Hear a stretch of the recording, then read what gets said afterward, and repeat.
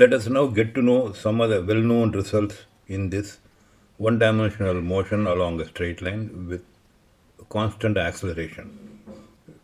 We are going to see three well-known results. Let's take the first one.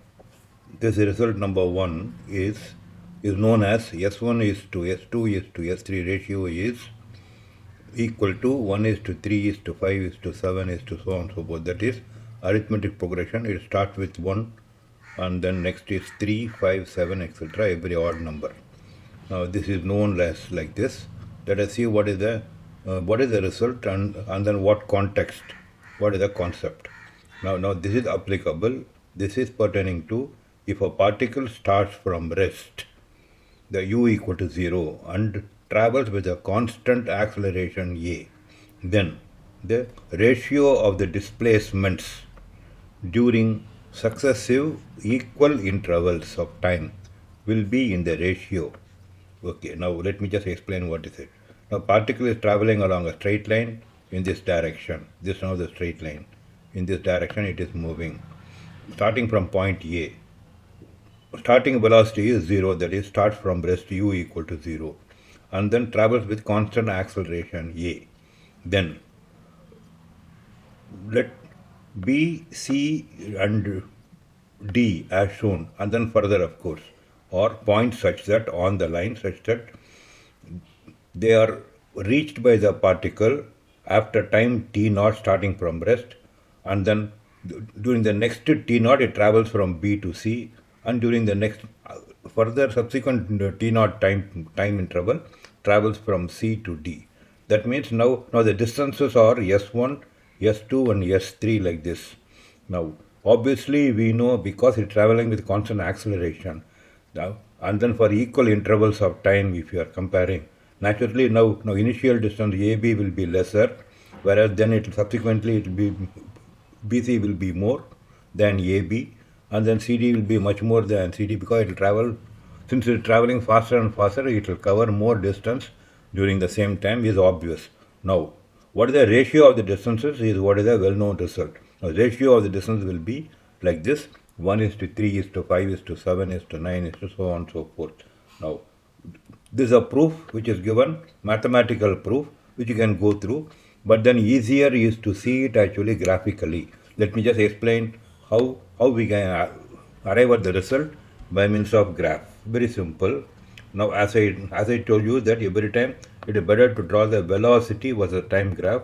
For any kind of a problem, this will be the most useful graph to draw.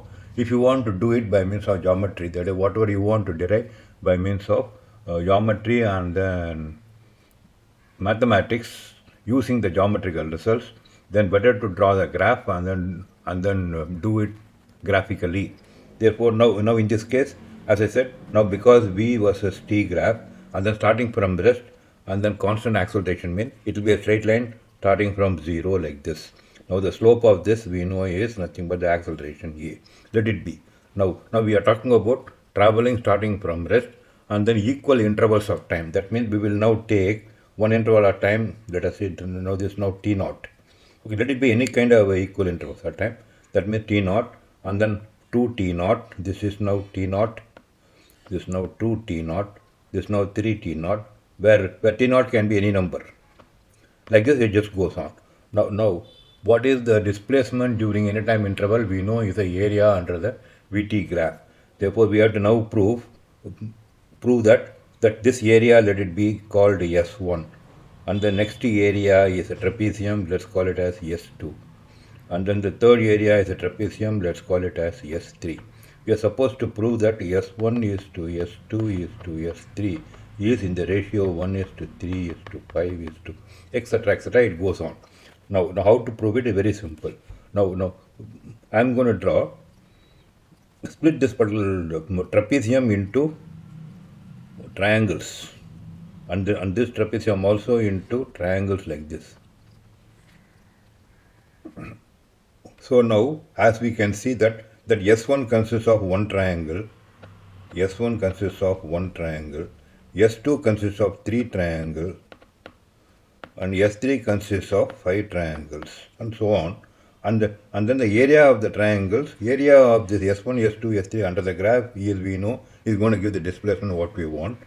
And then we can actually easily prove that these triangles are congruent in the sense. Now if you now take this, because now we have taken equal time intervals, this is equal to this, we know. And then this angle, because we constructed perpendicular at 90 degrees, and then what happens is now this angle is equal to this angle. Why? Because they are corresponding angles, because this is parallel with this, and of course now this is constructed equal, therefore this angle will be equal to this angle. Therefore these two triangles, for that matter all the triangles, are congruent, okay, because of ASA postulate. Therefore now they are equal areas, all the triangles. Therefore now if you take the area to represent the displacement, we know it is one triangle, this is now three triangles, this is now five triangles, and so on and so forth. Therefore this is now easily proved. You can also actually prove it without the geometry. You can prove it by mathematics like this, but then I thought it will be easier for you to understand the geometrical proof, much easier than the, of course this also is very easy only, algebra proof also is very easy only, but anyway, now that's what it is. Now this is now the well-known result number 1. Let us now try and see what kind of questions have previously come in the PYQs. Now take for example this first question which is asked in NEET 2022. Now the question, most of the questions involving this well-known result is direct question asking what is the ratio or some such kind of a thing which is actually involving the direct application of what we know. Let us now try and see, as I said, NEET 2022 question asked the ratio of the distances traveled by the freely falling particle. Freely falling, that means starting u equal to 0 is condition is met, and then traveling with constant acceleration, because acceleration equal to g also is constant, is also met. Therefore now this confirms the well-known result. We'll just see further. Therefore then what is the ratio of the distances traveled by the freely falling particle in the first second, third and fourth second? That means now in this case our general result T naught value is equal to 1 second each. So it doesn't matter, as I said, any equal intervals of T naught will hold good. This particular result will hold good. Now let us see. Therefore now this obviously now it is, answer is 1:3:5:7, option number 2. Okay, straightforward question asked in NEET 2022. Let's take the next question asked on this well-known result. This is on 2009 NEET. A particle starts its motion from rest under the action of a constant force. Constant force, particle means constant acceleration. If the distance, and also starting from rest, okay, therefore our condition is met. If the distance covered in the first 10 seconds, now here T naught should be equal to 10 seconds because it says S1, and then that covered in the first 20 seconds. That means not the, that means starting from initial t equal to 0, for the first 10 seconds S1, and then for the first 20 seconds S2, which means now it is 1:3:5, no, but it is 1:4:9, like this. Okay, understand it. That poor, now it is 1:4. S2 is, for the first 20 seconds is S1. That is our case, what we said was S1 is to S2 is to S3, etc. is 1:3:5. Now in the problem what is given, S1 is okay, whereas S2 is not our S2, it is S1 plus S2 because for 20 seconds. Therefore now this should be equal to all that S1 plus S2 plus S3 in our formula. That means now in this problem we have to give the answer as 1:1 plus 3 is 4. The 1 plus 3 plus 5 should be 9, etc. is the correct answer. Therefore now they are asking only up to the S2. Therefore S2 is equal to 4 S1 is the correct answer. Understood? Next question we will just go through. Particles start from rest. What is the ratio of the distances covered in the body by the body during the fourth and third seconds? What is the ratio? Now starting from rest, therefore 1:3:5 is to etc. is for the is the answer. Now fourth means 7, and then third means 5. Therefore 7/5 should be the answer, option A. Next question. Stone falls freely from gravity. It freely under gravity. It covers distances h1, h2, h3 in the first 5 seconds, next to 5 seconds, and the next to 5 seconds. Therefore, then obviously, then this is now in our, as per our well-known result formula, this comes to H1 is to H2 is to H3 is 1 is to 3 is to 5, so on and so forth. Therefore, then which option? We just look at it now. From this we know that H2 by H1 is equal to 3 by 1. Therefore, now obviously now option A is meeting. Then check the option B. H3 by H2 should be equal to H3 by H should be 5 by 3. Therefore, option A is meeting. A is correct. What will be the ratio of the distances moved by a freely falling body from rest in the 4th and 5th second? Just now I think we did it, no? 4th and 5th seconds of the journey. That means in our case it is S5 and then S4. And therefore S4 is to S5 is how much it should be? 1, 3, 5, 7 and is to 9. Option B. Next question.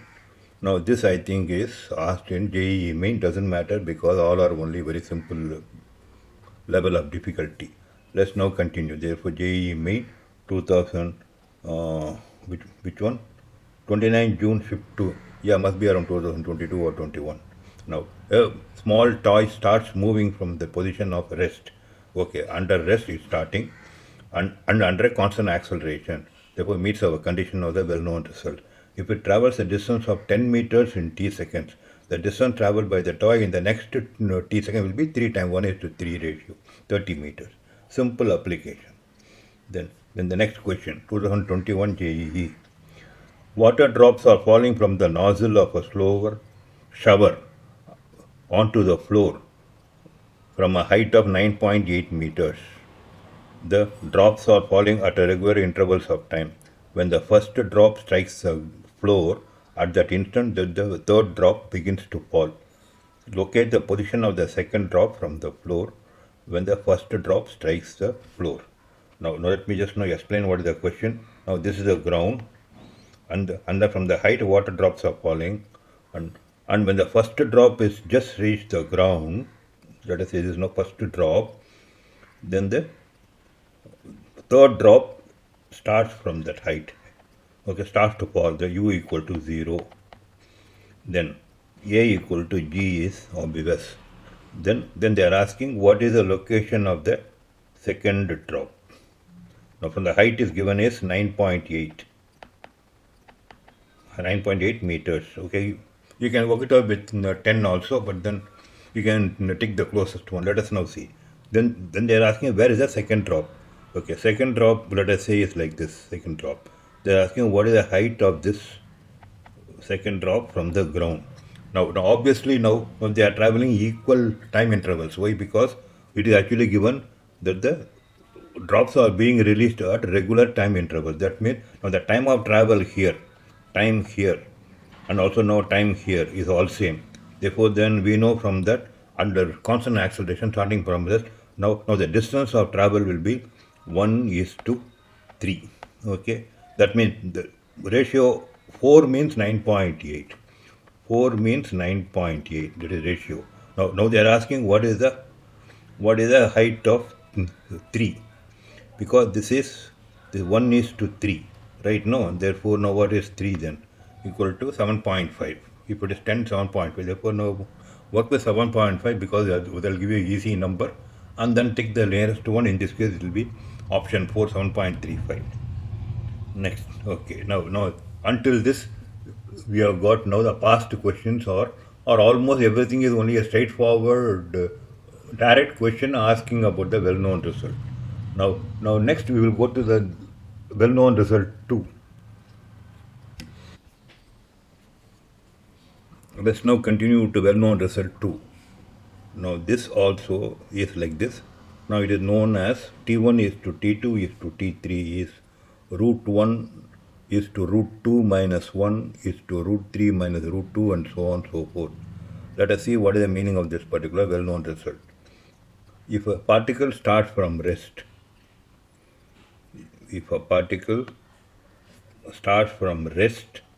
and travels with constant acceleration, that means it is now the same as the well-known result 1 which we talked about. U equal to 0 and then constant A traveling along a straight line.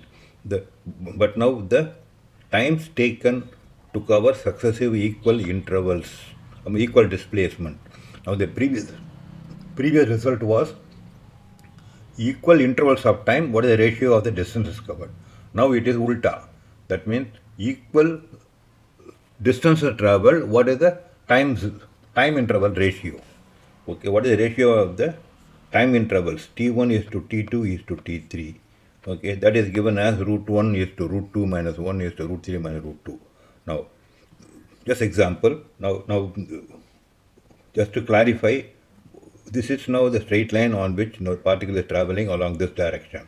Okay, starting from rest at point A, and then B, C, and then D are equal distances. They are equal distances. Therefore, now let's call the distance as S naught each. Now the question is, now if it takes now time T1 to travel AB, then the time T2 to travel the next distance S naught, that is BC, then it is T3 during the T3 to cover the distance CD, which is also is equal to S naught. Then the ratios are T1 is to T2 is to T3 is equal to root 1 is to root 2 minus root 1 is root 3 minus root 2 and so on and so forth. Now, obviously it's like this because we are not talking about covering equal distances and with increasing velocity because acceleration is positive and constant, which means now the time interval should be progressively going on reducing. That means T1 will be much more, T2 will be comparatively less, and the T3 will be even less, etc. is obvious. Now let us see quantify it and then prove this particular well-known result. Now we can prove it now analytically, that is mathematically like this, but then easier for you to understand if I now do it by means of graphical method. Okay, just like what we did last time. That is for the previous result. I can also now draw, and as I said, we always keep drawing only the velocity versus time graph will be the best way to understand any problem. Okay, velocity versus time graph, because area gives you displacement and the slope gives you acceleration. And then as we said, because starting from rest, this means it will be a straight line passing through the origin like this, and with a constant acceleration means constant slope. Okay, now what is now being talked about is now equal distances. That means now up to this, let us call it as S naught. Then the next S naught will be like this. Next S naught. And then the next S naught will be even more closer in terms of time axis. S naught.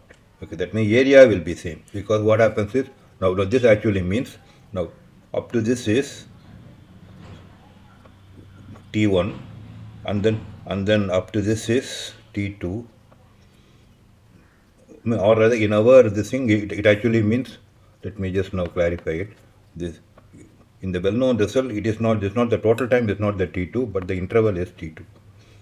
This is T2, this is T3. Okay, now let me now show you how we can easily conclude the result from the geometry.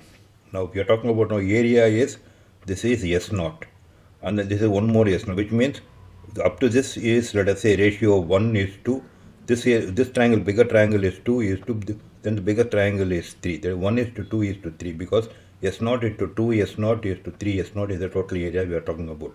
Okay, that means now we know for a constant acceleration, then the formula starting from rest is S is equal to half into A T squared. So starting from rest, because U is equal to 0, which means now T is proportional, or rather S is equal to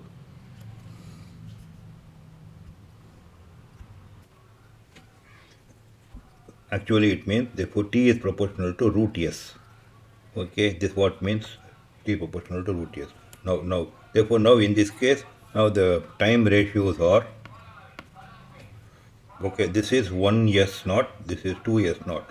Therefore this should be root 1, this should be root 2. Then similarly root 3. Therefore this is what is, therefore now up to this is root 1, then up to this is root 2, then up to this is root 3. Therefore you can write this as time as 0, this is root 1, and then this time is root 2, time is root 3. Therefore the gaps are root 1, root 2 minus root 1, root 3 minus root 2, so on and so forth. That actually proves the result. Okay, now if you want to actually prove it by means of mathematics, you can use this above result, above proof.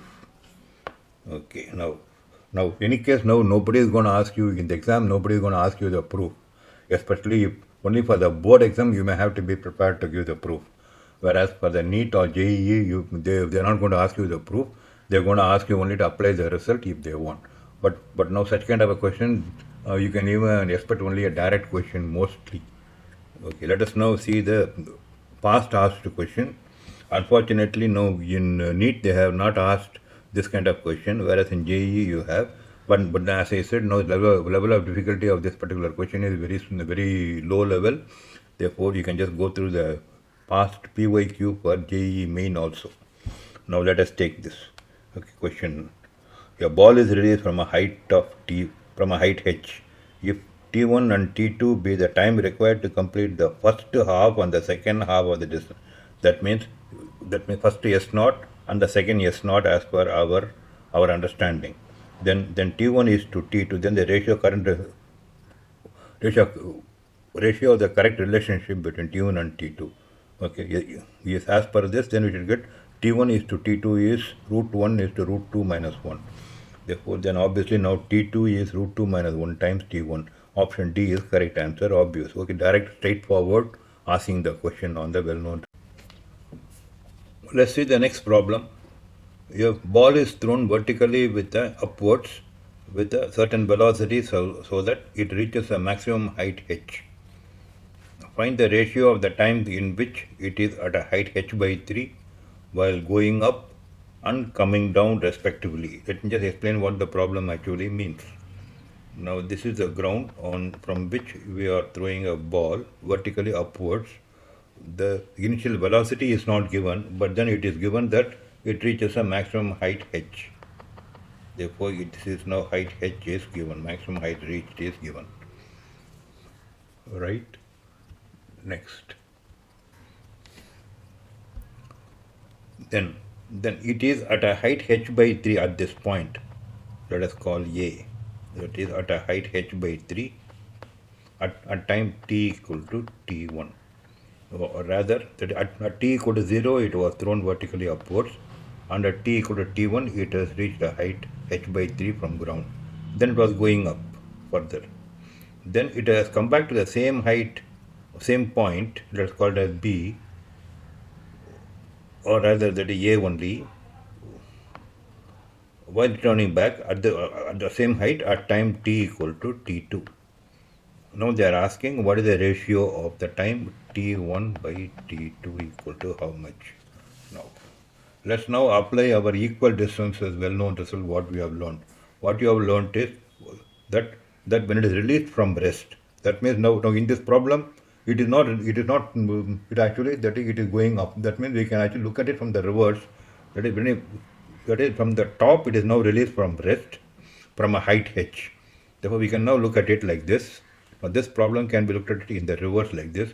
From the top it is released from rest, and therefore then at what time it will be at this particular height h by 3, and then what time it will be at this particular 0 height from the ground. Okay, if we compare it, then it says now this is h by 3. We just divide this also in h by 3, h by 3. That means there are now 3 equal displacements of h by 3. Therefore, now the ratio of the time taken for the whole fall to the time taken for the 2 by 3 h fall is to root 3 is to root 2. That means now this particular portion is going to take a proportionate time of, let me just now put it like this. Now this much time will be proportional to root 3 is minus root 2.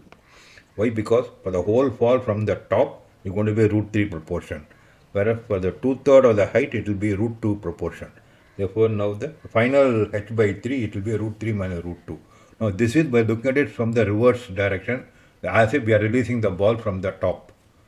Okay, whereas now this is nothing but, therefore we can just look at this, convert this problem, given problem, into a reverse problem of releasing from rest from the top at a height h.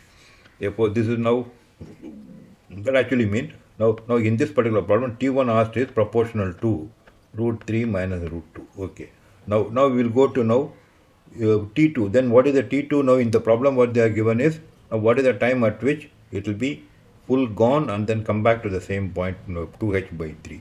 Now this is nothing but this much is now proportional to root 3, and then this much is proportional to root 2. Therefore now the total time is proportional to root 3 going up plus root 2 coming. Therefore we can write it as this. Therefore, T2 is proportional to root 3 plus root 2. Therefore, now the ratio is like this. Option number B. Now, this particular idea should actually strike you while you are in the examination hall. Now, you must immediately now remember about the well-known result and also know how to apply for this kind of situation where they are asking the ratio, and which means you should be quite fast to understand and then apply the problem in reverse and then apply the well-known result. Now it is quite difficult. Now, especially if you are not practiced that much, then it be difficult for you. Then, which case, then how to solve the problem? Is the only way to solve the problem? Problem is by means of knowing this well-known result and then applying it on the spot. No, not required. Because you can also solve it by the direct method of equations of motion, what you know. Let us now see how to solve the same problem without recalling this well-known result. That is, by means of direct application of what you already know, that the equations of motion. Now, let us now relook the problem like this. Now, this is now the ground from which we are throwing a stone upwards. We are not given the initial velocity, whereas it reaches a maximum height h. H is given, h, maximum height reached. Therefore, now we want to know it has reached point A while going up. Point A, which is at a height of h by 3 from ground. Okay. At time t equal to 0, it is released from rest, and at time t equal to t1, it is at point A while going up. And then similarly, now it is coming down also, it reaches the same point A at a time t equal to t2. Okay. Therefore, then we are asked to find what is the ratio of t1 by t2. Okay, that is the question. And then, as I said, we are supposing you are not able to immediately recollect and apply this particular well-known result. Then how else you can solve the problem with your existing knowledge? Simple. Now we know that the total time taken for reaching maximum height h is given by root of 2h by 3. 2h by g rather. 2h by g is the time formula for throwing anything from ground so that it reaches a maximum height h. This is well known to you already. Okay.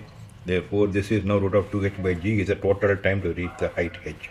Whereas now that if it is, let us say, that means now for this particular height of 2h by 3 height from point A up to the top b equal to 0, this should be equal to, let us call it now t dash. T dash, now this is t, whereas this is now t dash is the time taken only for going up from point A up to the maximum height, the 2h by 3. Therefore, applying the same kind of formula, t dash will be equal to root of 2 into, now the height will be 2h by 3 times g. That is equivalent, okay. Therefore, this can be written as t dash equal to root of 2 by 3 times root of 2h by g, which is nothing but root of 2 by 3 times t.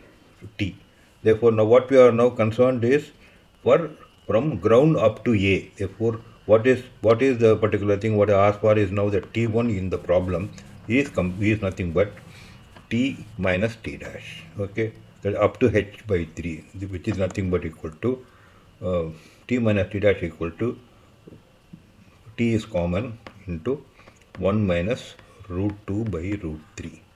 Okay, this is for reaching point A while going up.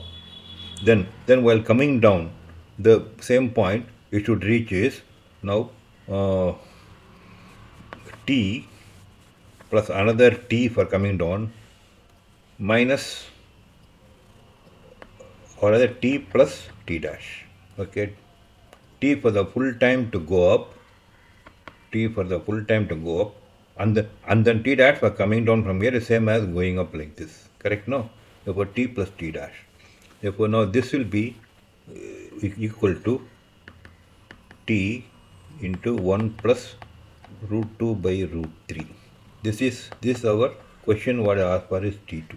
Therefore, now the ratio of t1 by t2 equal to root 3 minus root 2 by root 3 plus root 2. Understood? Therefore, now without even applying this well-known result, if you are not aware of it, you can still solve the problem by means of your basic knowledge.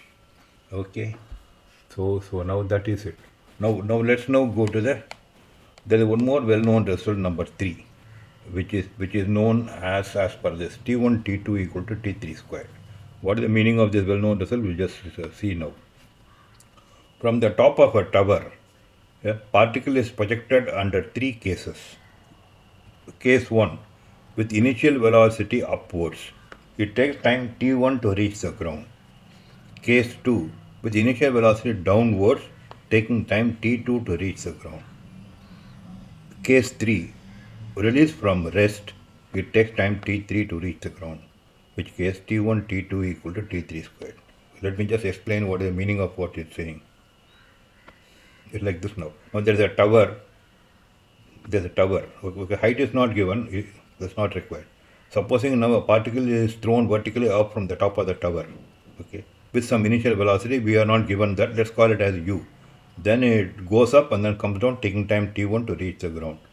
Then similar particle, if it is now throwing vertically downwards with the initial velocity u, then it takes time t2 to reach the ground.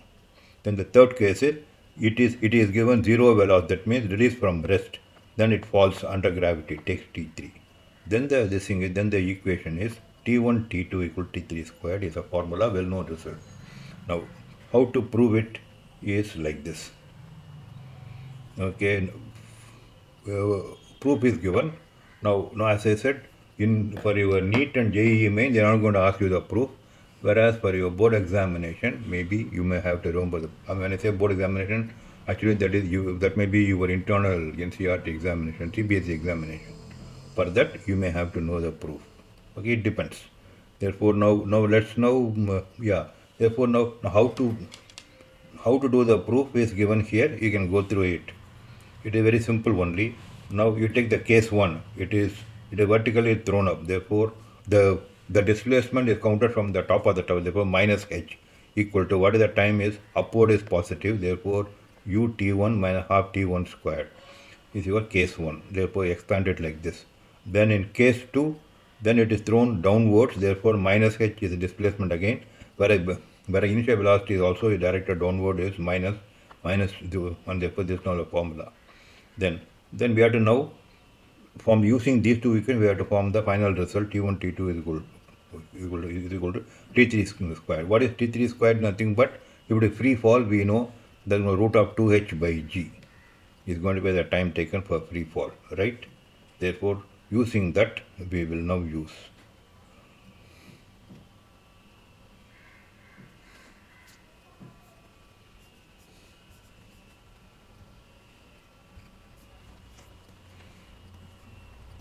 Because for case 3, then h is equal to, because u is equal to 0, h is equal to half g t squared. Using that, this is now equivalent to t3 squared. That means t1 t2 is equal to t3 squared. Okay, obvious. Now let's just apply and then see how we can apply it to a situation. Go to the question. From the top of the tower, a ball is thrown vertically upward, which reaches the ground in 6 seconds. Then the second ball is thrown vertically downward from the same position with the same speed, reaches the ground in 1.5 seconds. A third ball is released from the rest from the same location. It will reach the ground in how many seconds? So then this is now straightforward application of what we know. That means it is given as now T1 equal to 6 seconds, T2 is given as 1.5, therefore T3 how much they are asking. The T1, T2 is 6 into 1.59, the square root of it is 3 is the answer. Straightforward application of the well-known result. Now go through the next one. Your body projected upward with a certain speed from the top of a tower, reaches the ground in T1. If the same is projected vertically downward the same point, it is T2. Then what is the time it will drop? Okay, this is nothing but straightforward asking direct question about the well-known result. Therefore, now the answer is root of T1 T2. Okay, so now this is what is the 3 well-known results, which if you know it will be helpful for you to solve the problem. But then, as I said, it's not mandatory, it's not compulsory that you may remember this well-known result. It will be helpful to solve the problem quickly. That's the only thing. Therefore, I would very strongly advise you to master this particular well-known result. As we have seen, most or almost all the problems I have asked only for direct question based on the well-known result. Therefore, it should be simple enough for you to score the marks.